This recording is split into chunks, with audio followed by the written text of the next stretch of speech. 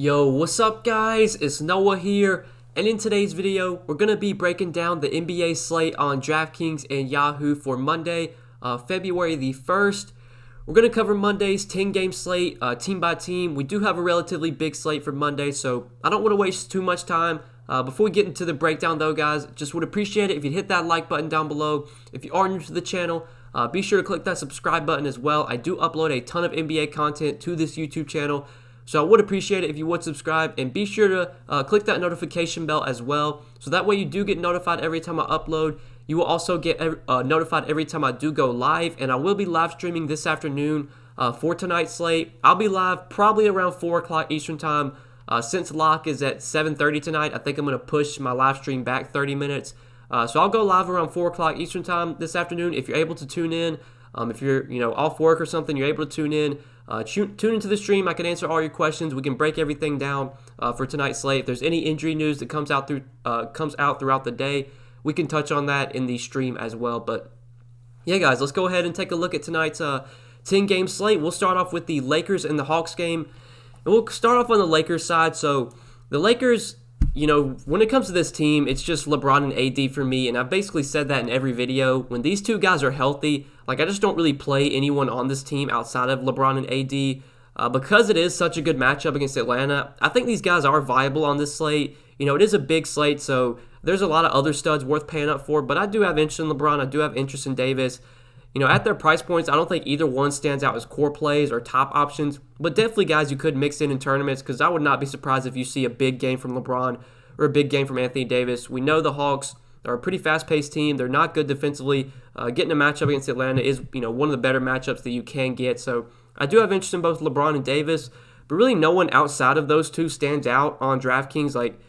Dennis Schroeder, 5,600. He's somewhat appealing, but obviously not a top option on this slate. Really, I just don't have a ton of interest in anyone on the Lakers outside of LeBron and AD. I think both those guys are somewhat, LeBron's $49 on Yahoo, so that's not that great. AD's $45. So they're fine on Yahoo as well. Definitely guys I would mix in tournaments if I was playing a lot of lineups tonight. But, if I'm only playing one lineup, I don't think I'd probably get to LeBron or AD in my one lineup. It's kind of how the way it is with, especially on a slate like this, 10 games, a lot of other stud options that I do have interest in. But moving on to the Hawks side. So the Hawks have been a team I've been, playing a lot lately. I've been playing Trae Young basically every slate. I feel like I've played him every slate for the past week. I've had a lot of interest in John Collins basically all season. I think it's tougher to play them today given the matchup. It's not a great spot against the Lakers. The Lakers are a really good defensive team. They're not playing that fast this year. Trae Young is still pretty affordable on both sites. He's $9,300 on DK. He's $42 on Yahoo. So if I was going to play anyone in this game, I think out of everyone in this game, I think Trae Young is definitely my favorite at his price tag. He's just been way better lately. He's had 6 or 7 straight games over 50 fantasy points. He's just been way more consistent. He's been shooting the ball much better. We know he's a guy that's going to have the ball in his hands a ton. Even in a tougher matchup, Trae Young is going to play 35, 36 minutes here if it's a close game. He's going to take 15 to 20 shots. I wouldn't be surprised if you get 50-plus DK points from Trae Young here. So I like him the most in this game. He's still not a top play for me, but definitely another guy I would have exposure to in tournaments if I was playing multiple lineups. Don't really think I can go to Clint Capella or John Collins on the slate. With DeAndre Hunter out, that don't really open up too much because Cam Reddish is not that cheap. He's $4,800. He's actually kind of expensive. Kevin Huerter's $5,900. I expect those two guys to benefit with Hunter out, but at their price points, neither one stands out as top options today. I think that really does it from the Hawks and really does it for this game. I think, honestly, it's the 3 stars in this game, LeBron, AD, and Trae Young. And I think out of those 3, Trae Young's my favorite. If I was going to play anyone here, it would probably be Trae Young. But let's go ahead and move on to the next one, Charlotte and Miami. So Charlotte, we do have a pretty impactful injury to watch today. Terry Rozier is currently questionable, so this is something worth noting. Rozier last game got injured and he did not play the rest of the game, and LaMelo Ball actually started the second half in place of Rozier. I assume that if Rozier is out today, either LaMelo starts or they start Malik Monk. One of those two guys is going to wind up starting. LaMelo, even if he doesn't, I think gets a big boost if Rozier winds up missing. LaMelo should play more minutes. That's always been the issue with him, is just the minutes. He's going to be productive when he's on the floor. It's just, will he play over 30 minutes? And I think if Rozier is out, it is very likely you get 30-plus minutes from LaMelo. So I'm going to like him a lot if Terry Rozier is out, especially at 6,500. That price tag came up, obviously, but if we're going to get 30-plus minutes again from LaMelo, he has 45, 50-point upside because he's just so productive when he's on the floor. He scores, he rebounds, he gets assists, he gets steals. He's just a guy that can stuff the stat sheet. So I like him quite a bit, especially if Rozier is out. Devontae Graham would get a little boost as well, but I think I'd rather target LaMelo, who is just a way more productive player on a point-per-minute basis. Cody Zeller, he's been a guy worth targeting these last few slates because he's been so cheap. Now he's up to 5,300, so it's a little bit harder to get to Cody Zeller today. He doesn't stand out nearly as much as he has over the last few slates. But Malik Monk would be the last guy I'd consider here. If he does wind up starting, if Terry Rozier is out and they do decide to start Malik Monk, he's only 3,300. I would assume that if he starts, he probably plays at least mid to high 20s in minutes. He's so cheap that he would definitely be one of the better punt value plays on the slate. He's a relatively productive player when he does get minutes. He can score. He will take a ton of shots. I do have interest in him, especially if he does wind up starting. I think even if he doesn't, he probably gets a few more minutes off the bench. But I would much rather target him if he's in the starting lineup, just because that makes me more confident in the minutes. So big injury to watch here, Terry Rozier's status. If he plays, there's really not much I have interest in on Charlotte outside of LaMelo. I think LaMelo is still viable, even if Rozier plays. But if Rozier's out, LaMelo I like a lot. Malik Monk I would like a lot as well if he starts. So those are two guys worth targeting from Charlotte for sure today. But we can go ahead and move on to the Miami side. Now on Miami, really not much that I like here. It's a really good matchup for Bam Adebayo, but he's now up to 9,400. Tough to pay that price tag for him on a big slate like this. Jimmy Butler saw his price rise a ton after he had a really good game last time out. I think Butler, he might still be affordable. Yeah, he's still pretty affordable on Yahoo, so $34. I could definitely see playing Jimmy Butler there. But we do need to keep an eye on the status of Tyler Hero and Goran Dragic. Both those two guys are questionable. If they both wind up out, then yeah, Kendrick Nunn gets a boost. But now that Butler is back, I don't expect Nunn to be nearly as productive on a point-per-minute basis. He might play 30 minutes again if those two guys are out, but I still don't want to target him at 6K. So really, not much stands out from Miami outside of maybe some Jimmy Butler in tournaments as a lower-owned option. I don't really see any core plays from Miami on the slate. So we can go ahead and move on to the next game, the Knicks and the Bulls.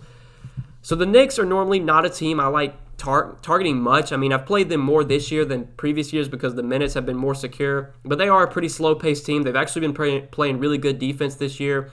But today, they're getting a really good matchup against Chicago. The Bulls are one of the faster-paced teams in the league. So this is a big-time pace-up spot for the Knicks. The Bulls have also been really bad defensively. So it is a great matchup for guys like Julius Randle, RJ Barrett. Julius Randle, I do have a lot of interest in tournaments. I don't see him getting much ownership on the slate, especially at his price point. Usually when Randle is this expensive, just not many people play him. And on a big slate, I don't see him, really getting much ownership at all. So I like Julius Randle quite a bit. It's a great matchup. He's going to play big minutes if the game is close. Big-time pace-up spot. The Bulls have always, struggled to defend bigs, struggled to defend guys down low. Really, really good matchup for Julius Randle. Do like him quite a bit in tournaments. RJ Barrett, he's a fine option, but on this slate, he doesn't stand out as a top play. I think Emmanuel Quickley is very interesting. He's been getting way more minutes lately. His minutes have been, much higher compared to Elfrid Payton. I don't know if Elfrid Payton is going to keep playing 18 to 20 minutes a game, but if he does and Quickley starts getting, 28 to 30 minutes, obviously Quickley is going to be the point guard we want to target from the Knicks. And if he keeps playing this well, I wouldn't be surprised if you see Quickley move into the starting lineup over Payton at some point. But yeah, I like Quickley quite a bit. If we're going to get 26, 28 minutes from him in a great matchup against Chicago, he's been really productive this year when he's gotten minutes. He's a guy that can score, he can get rebounds and get assists. He's been productive on a point-per-minute basis. He's a high-usage player as well. I like him a lot at 5,300. I think on this slate, so many options. He's not going to be that popular, I wouldn't assume. So definitely have interest in Emmanuel Quickley. Him and Julius Randle are by far my two favorite guys to target on the Knicks today. Mitchell Robinson, I think, is definitely viable as well. He is 5,200. He's another guy I don't see getting much ownership at all. It's a great matchup for him too. This Bulls team has always been bad, defending bigs. Like I said earlier, they struggle to rebound. They've always been a pretty bad rebounding team. I know Robinson's been really bad lately, but I would not be surprised to see him finally put up a big game, 30-plus DK points, get you a double-double, get you a couple blocks as well. I don't think anyone's playing Mitchell Robinson today, and that does make me have a good amount of interest in him at 5,200. I'm going to go ahead and plug him into our early core for now. Maybe if some better plays open up as the day goes on, we could maybe, swap off of Robinson. Obviously, I'll have my full updated core plays posted on Patreon if you want to check those out. But Robinson, I do like a good amount in tournaments, and I don't think he's getting any ownership at all. So Randall, Robinson, quickly, all three of those guys I think are very appealing options from the Knicks today. Worth noting that Nerlens Noel is questionable, and if he winds up out, I would be pretty confident in the minutes for Robinson. He did play 30 minutes on Sunday with Noel out. I think it's likely, he gets 30 minutes, if not more, if Noel misses this game. So, yeah, we can go ahead and move on to the Bulls side. Not a great matchup for them, because we talked about it. The Knicks play really slow. They've been good defensively this year. We know Zach LaVine still has upside. Kobe White still has upside. These guys can, pop off any game, but I don't think anyone on the Bulls really stands out as a top play. Thaddeus Young had a really good game off the bench last game. He got 29 minutes, had 41 DK points. He nearly had a triple-double. I don't think I want to chase that on this slate, especially since his price came up to $5,700. I think I'm going to let other people chase that Thaddeus Young game. I know he's been really good lately, and he is a productive player when he does get minutes, but I don't know if we can expect 40-plus DK points from him again. And at $5,700, that's just a little bit too expensive for me. So I don't have a ton of interest in anyone on the Bulls. Maybe you could play Thaddeus Young, but probably not something that I'm going to be doing on a big slate like this. I think we can go ahead and move on to the next game, the Timberwolves and the Cavs. So these teams did play on Sunday, and they're playing again on Monday. On Sunday, Naz Reid was out, and D'Angelo Russell wound up playing. Both those two guys were questionable. I guess this will be something to monitor given these teams are on a back-to-back. I believe D'Angelo Russell did sit out the last time they were on a back-to-back, so that is something to monitor. We do need to start off with Karl-Anthony Towns. So right now we don't know his status. He did not play on Sunday, but I think he has a chance to maybe return soon. I don't know if he's going to be able to return for this game. I think he tested positive, it says here, on January 15th, so I think you have to go about 2 weeks before you can play again, at least 2 weeks, and it's been about 2 weeks. So maybe Towns plays here. Well, that'll be something to monitor. Obviously, if he does play, that's a downgrade for basically everyone on the team. For now, I'm going to assume that Towns remains out, so that does make me have some interest in some of these Timberwolves guys. Anthony Edwards, I think, is my favorite, especially on Yahoo. If you play over there, Anthony Edwards, he is very affordable. On Yahoo, he's coming in at only $13. He had a huge game on Sunday night against Cleveland in the same matchup. Played 30 minutes, had 41 fantasy points. Edwards has been starting recently, and he has seen his minutes increase. He's played at least 27 minutes in 4 straight games. Has 30 minutes or more in 2 of his last 3. So I think it's likely if Edwards remains in the starting lineup that he plays around 30, 32 minutes today. Cleveland's been better defensively this year. They play really slow. But still, if we're going to get 30 minutes from Anthony Edwards, who is a pretty high-usage player, who is going to take a ton of shots, I like him quite a bit on both sides, especially Yahoo, where he's really cheap at $13. I think he's my favorite guy from Minnesota to target. We'll just have to keep an eye on some of the injuries, though. See if Towns is able to play, see if any guys rest, see if Naz Reid's able to play. But Anthony Edwards, I think, is the guy that I do like the most from Minnesota today. We can go ahead and move on to Cleveland. On the Cleveland side, so Andre Drummond, he had another big game on Sunday in the same matchup. He played really well, had, I believe, 50 or 60 fantasy points. I mean, he went off Sunday night. 60 fantasy points in 32 minutes, had 25 points, 22 rebounds, 4 assists, 1 steal, and 1 block. I mean, Drummond has been playing really well lately. He's been really productive on a point-per-minute basis. I think with Jared Allen in the mix, he's not going to be playing the 35, 36 minutes that he was getting earlier this year. I think he's likely to only play 30 to 32 at the most, which obviously caps his upside. I mean, he's still affordable on the slate.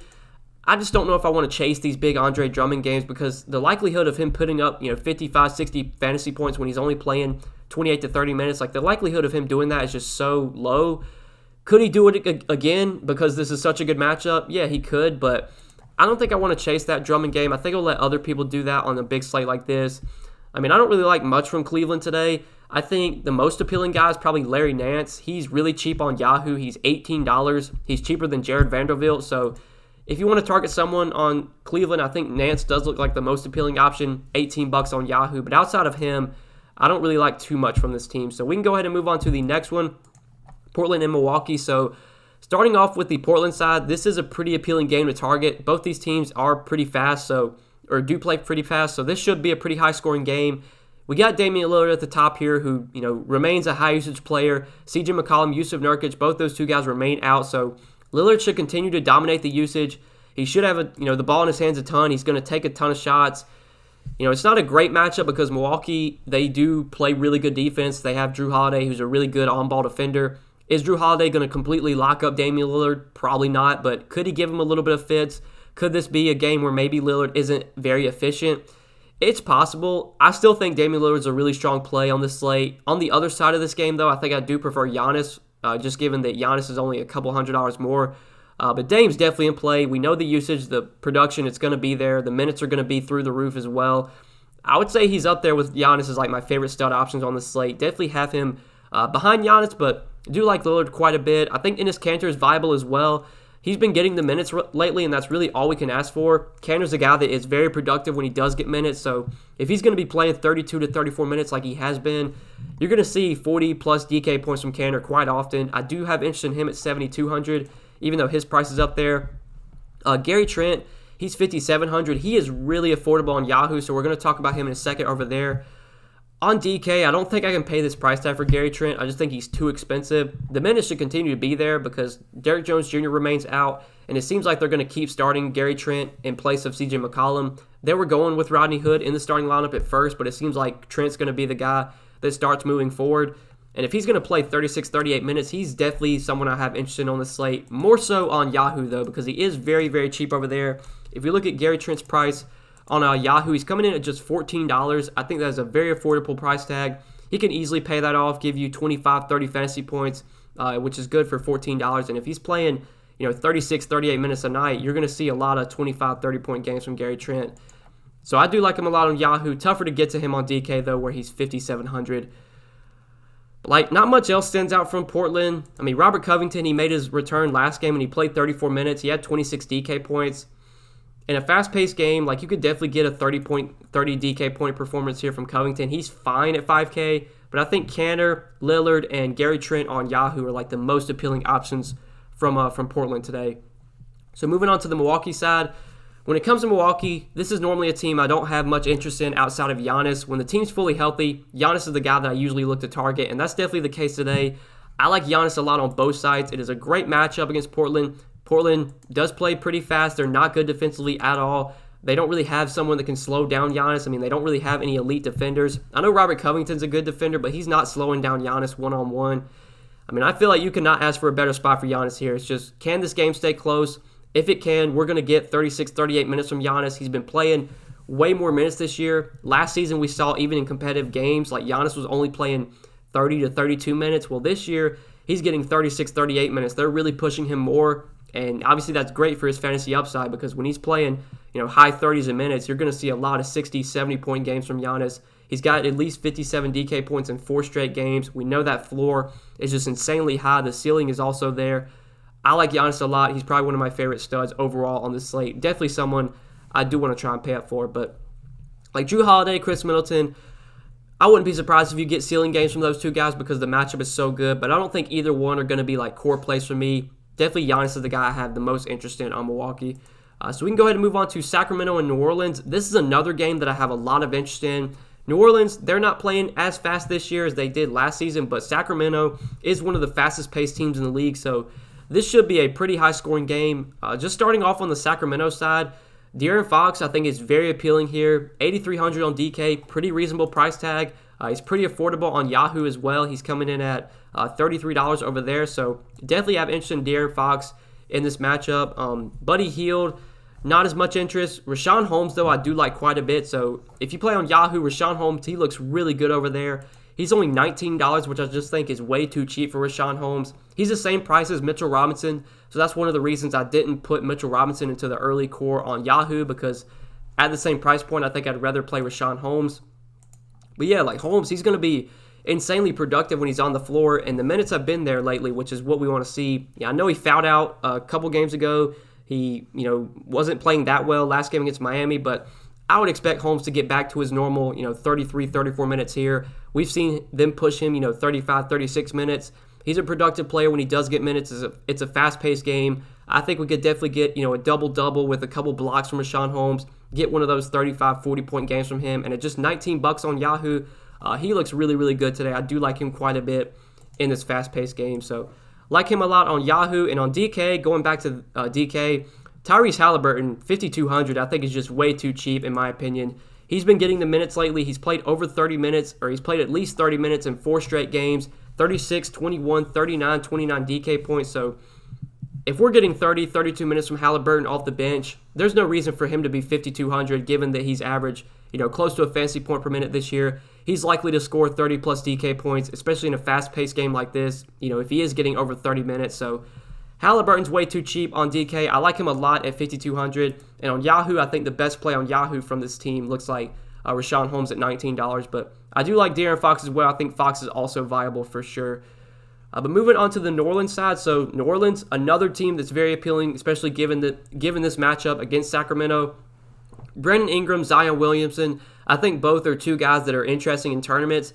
I don't think either one are going to be like core options for me, guys I would get to if I'm playing one lineup, but both have upside. Obviously, in a matchup like this, you could definitely see one of those two guys pop off and put up 45, 50 DK points. So if you are playing a lot of lineups, I think these are guys you want to have exposure to. Eric Bledsoe's price has come up to $6K, so I'm not as interested in him on this slate. Lonzo Ball, though, at $5,500, I do like quite a bit. I had a lot of interest in Lonzo on the last slate. He was like $5K on Saturday against the Rockets, and he had a pretty good game. Didn't play a ton of minutes because of the blowout. Only played 28 minutes, but was pretty productive, 30.5 DK points in those 28 minutes. Look, Lonzo, he's been a frustrating guy to roster this year. He's had big games. He's had bad games. Like, his floor has definitely been a lot lower this season. Like, you've seen some games where Lonzo just goes out there and puts up, 20, 22 DK points. But in a fast-paced game like this that should be so high scoring, I think this could be one of those spots where we definitely get, a 35, 40-point game from Lonzo. This is still a really productive player when he's on the floor. He does a little bit of everything, kind of like LaMelo. He's going to score, he's going to rebound, he's going to get assists. He can get those defensive stats as well, which has been big. So I like Lonzo a lot on this slate, and I think given that it's a 10-gamer and we have so many options, I don't see him getting a ton of ownership. So at $5,500 on DK, pretty affordable on Yahoo as well, $20 over there. I like Lonzo Ball quite a bit on both sides. Definitely one of my favorite plays right now. Just looking at the slate the night before, Lonzo does stand out quite a bit to me, especially given this matchup against a fast-paced Kings team. But we do need to talk about Steven Adams. So he is currently questionable. I forgot to mention this, but Adams is questionable, so this will be a big injury to watch. If Adams plays, he's viable at $5,400, but if he gets ruled out, that'll definitely give us some value. I would assume that Jackson Hayes starts in place of Steven Adams. Hayes is only $4K on Draftkings. I'm pretty sure he is minimum salary.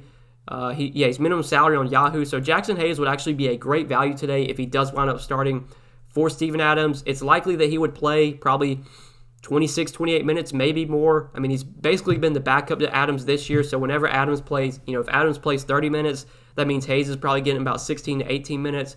I think Hayes probably gets mid to high 20s in minutes if Adams is out. And at 4K, he's definitely one of the better values if Adams does wind up sitting. So keep an eye on that news. That will be something to monitor. I will definitely have interest in Jackson Hayes if Steven Adams gets ruled out. But I think that does it for this game. So we can go ahead and move on to the Houston and OKC one. So Houston, where they're priced at now, like you're seeing Christian Wood up to $8,900, Victor Oladipo up to $8K. I don't think either one of those two guys stands out as top options for me. I think John Wall still looks very appealing. He's only $6,900. We've seen his minutes kind of be all over the place lately. He got 30 minutes against Portland, and then last game against New Orleans, he went back down to 26 minutes. It looks like he did have 4 fouls in that time, so maybe he was dealing with a little bit of foul trouble. I mean, I think most nights, especially now, like we're probably going to get 30 to 32 minutes from John Wall. Once he's back to full strength, I think we're going to see him playing, 35, 36 minutes. But if we're going to get, 30 to 32 minutes from John Wall at $6,900, like that is definitely too cheap given that Wall has been, a fantasy point per minute player this year. He's likely to put up 40-plus DK points if he is playing over 30 minutes. I do have a lot of interest in him as like a mid-range option at point guard. He is by far, when you factor in salary, I think he's by far my favorite guy to target on Houston today. I really don't have any interest in anyone else, though. It's definitely the big three, and I think given the pricing, Wall's my favorite between Wood, Oladipo, and Wall. I like Wall the most at $6,900. Moving on to the OKC side. OKC, I mean, it's a good matchup against Houston, but I don't think this is a team I have a ton of interest in today. I think Shai Gilgeous-Alexander in this spot against Houston, a fast-paced team that's not great defensively. Like, sure, you could definitely see a big game from SGA here. He could put up 45, 50 DK points.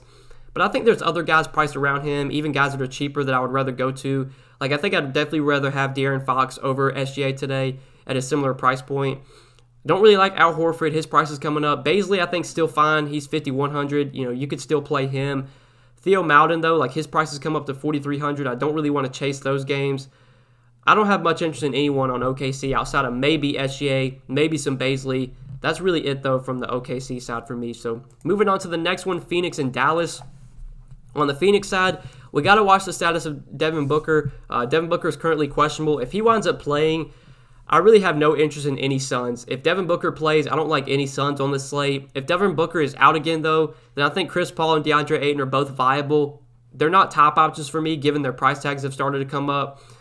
So, we'll just have to watch the injury status of Booker. I don't think it affects that much anyway, because Paul and Ayton are both, getting up to the point where their prices are up to a point where I don't think either one stand out as top plays. But obviously they do get a little bit of a boost if Booker is out. But yeah, if Booker plays, I don't have any interest in anyone from Phoenix. Honestly, this game isn't that appealing. On the Dallas side, Luka's always viable, Porzingis is always viable, but I don't think either one stand out as top options for me. I'd rather target Giannis over Luka. I'd rather target Dame over Luka. Just don't really like this game as a whole. I mean, sure, Porzingis could have a good game at 7,600, but yeah, no one from Phoenix, Dallas really stands out as top plays today. This game, honestly, is just not that appealing right now.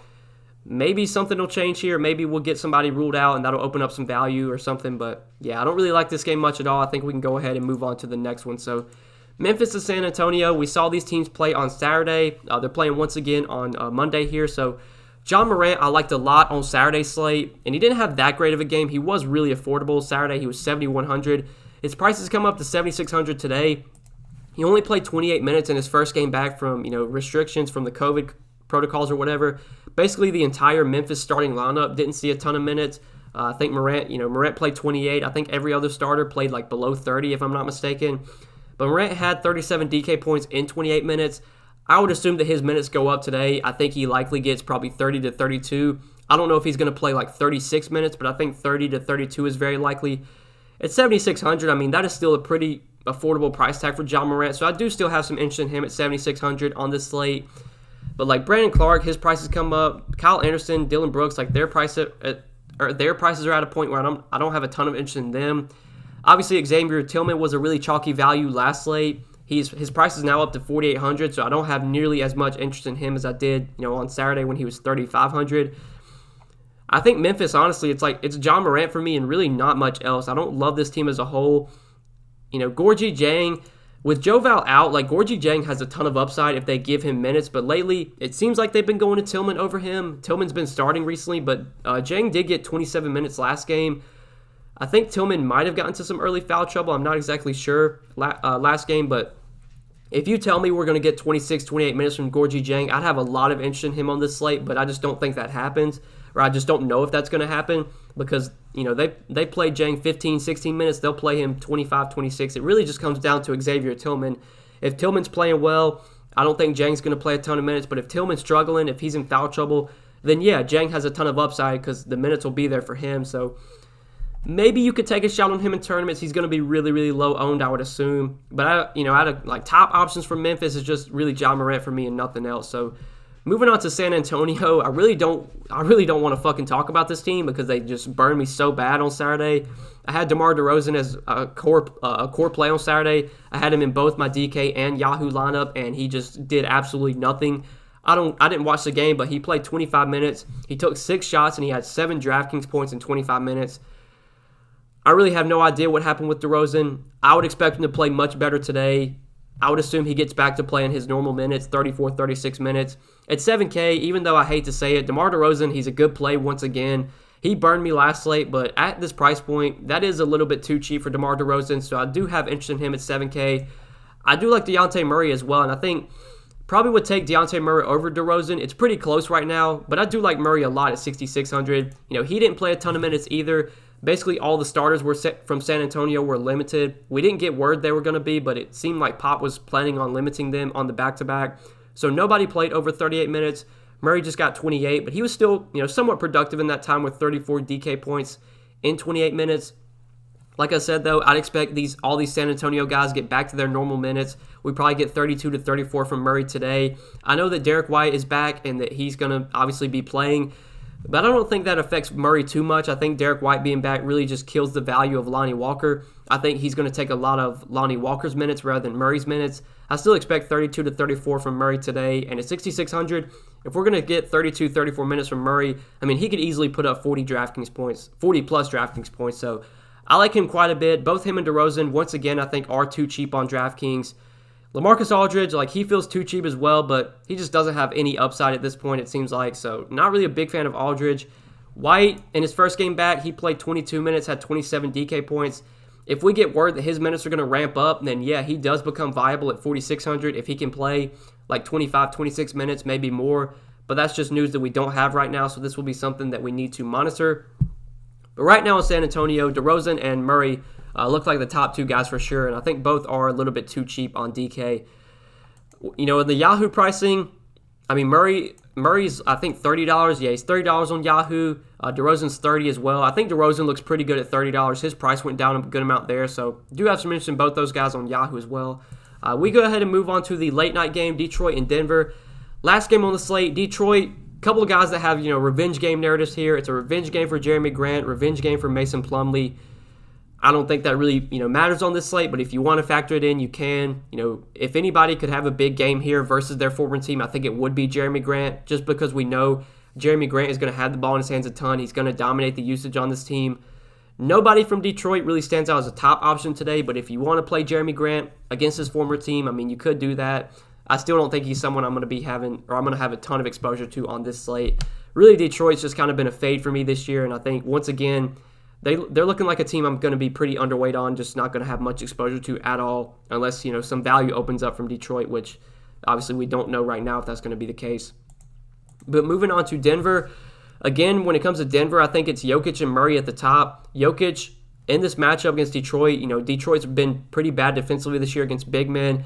Definitely a winnable matchup for Jokic. I still think I prefer, like, Dame and Giannis over him, but yeah, Jokic is definitely viable. Someone you could obviously look to in tournaments, has a ton of upside. Same with Jamal Murray, but, you know, he's been frustrating to roster this year. He's been so inconsistent. There are other guys priced around him that I would rather go to. Like, I definitely would rather target Dejounte Murray for cheaper over Jamal Murray. Really, it's just Jokic for me. We do need to watch the status of Gary Harris. So Gary Harris got injured in Sunday's game and did not return. We'll have to see if that impacts his status today. If he winds up out, I would assume that maybe Monte Morris starts or Will Barton will start, one of those two guys. So if we do get Will Barton back in the starting lineup for Harris, or if we get Monte Morris in the starting lineup for Gary Harris, then yeah, one of those two guys would definitely be in play for value. Barton's cheap at $4,800. Morris is cheap at $3,800. I would have interest in both those two guys if they wind up starting. So keep an eye on the status of Gary Harris.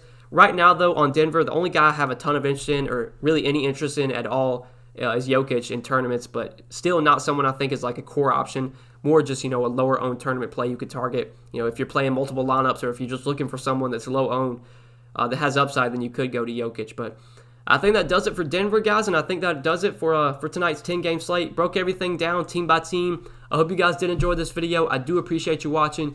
If you did enjoy, hit that like button before you do get out of here. Hit the subscribe button as well.